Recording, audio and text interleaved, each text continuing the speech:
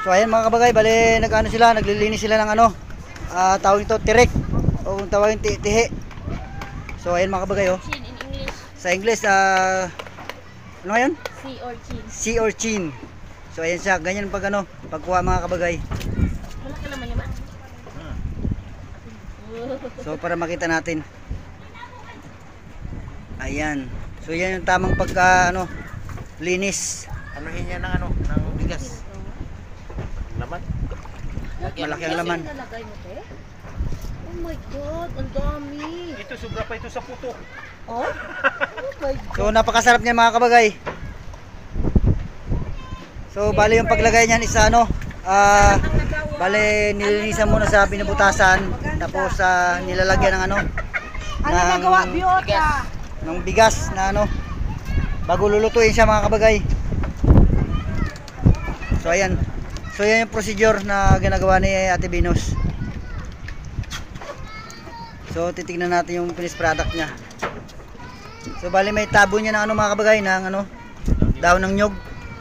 So may laman yan ano na bigas sa loob. Bali may timpla na yung ano, may timpla na yung ano bigas. Bigas niyan, ano. May rekado na siya. Meron ng ano, Mahaling bigas lang. sibuyas. Anong mga rekado te? Sibuyas, mantika, paminta, asin, magic sarap. So ayun mga kabagay, bali yun yung mga nilalagay ng mga rekado.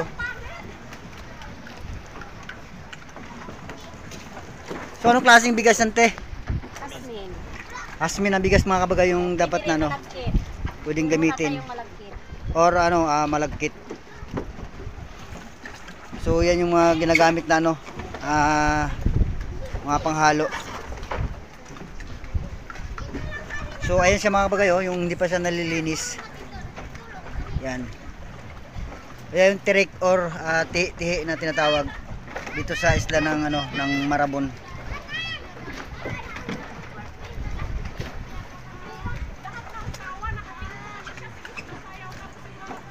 Yung lightman natin, ayun, si Kusang Lunglong sa yung manig ilaw kasi brown out pa yung ilaw eh.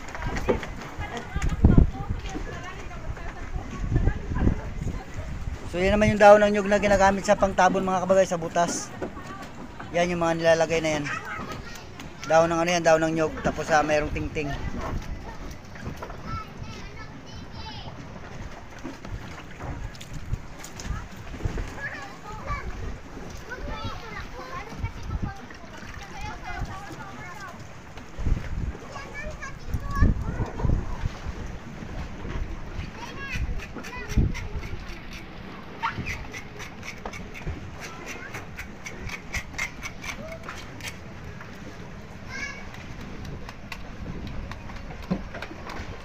So yan yung tamang procedure mga kabagay.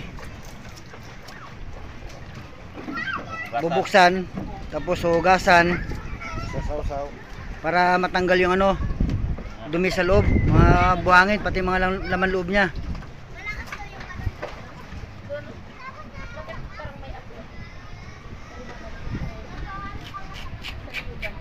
Kasi sila kayo medyo madilim dito sa amin kasi nag-brown out yung ilaw.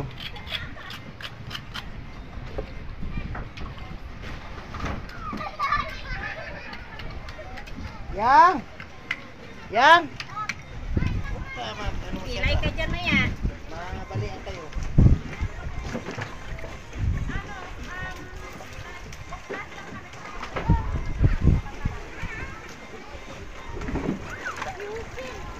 So tignan natin yung ano, yung tamang paglagay ng bigas.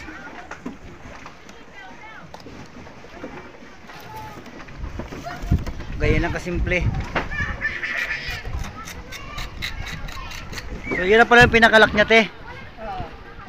Yung tinatabo na yan.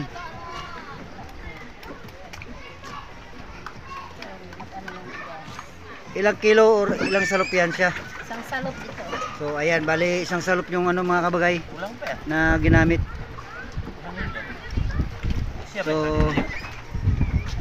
sila lang yung marunong dalawa yung magawa mga kabagay kasi sila yung mag-asawa, sila yung gumagawa niyan.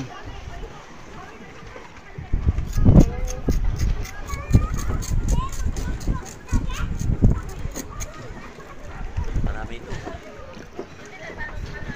So ito yung ginamit nilang nyog para gamitin pang tabon mga kabagay. Kailangan yung mura pa. Tsaka ano, bago gamitin kailangan malinis din. Yun.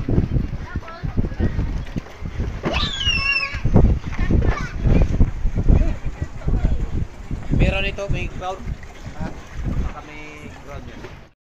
Mga kabagay, bali lalagyan natin ng tubig yan.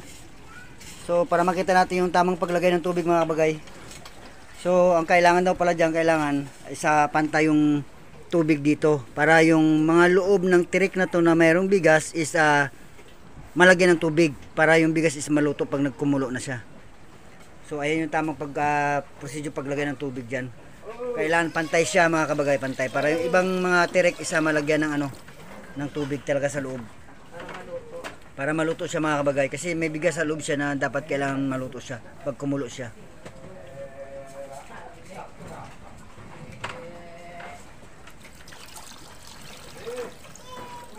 So, ayan. Bali nilalagyan na ng tubig.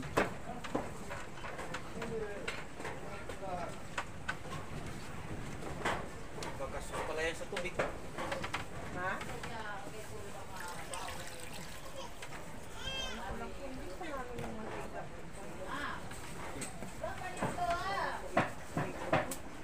Pag nalukot ang prito ko, isalang ko na yun. Mamaya ko nalukot ang tubig. Kailangan isa level talaga yung tubig dyan mga kabagay para hindi yung bigas isa hindi mahilaw. Na para pagkulo niya yung isa malagyan.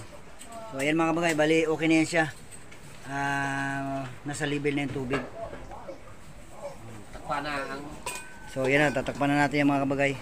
So bali isasalang na natin yung mamaya para maluto na siya.